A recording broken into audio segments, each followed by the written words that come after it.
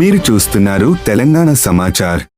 ఎల్లారెడ్డిపేట మండలంలోని కిషన్ దాస్ పేట ప్రాథమిక పాఠశాల ఆవరణలో నూతనంగా నిర్మించిన అంగన్వాడీ సెంటర్ను ప్రారంభించిన జిల్లా collector Sandeep Kumar Jha, KK Mahender Reddy, market committee chairperson Sabera Begum, DWO Lakshmi Rajam.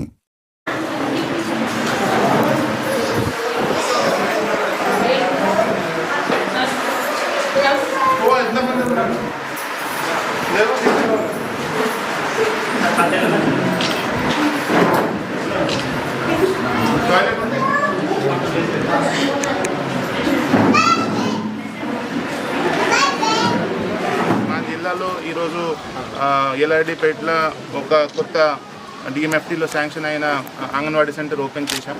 So ఈ గవర్నమెంట్ వచ్చిన తర్వాత మా దగ్గర ఉన్న 585 సెంటర్స్లో దాదాపుగా అన్ని ప్రైవేట్ సెంటర్స్గా ఉండే.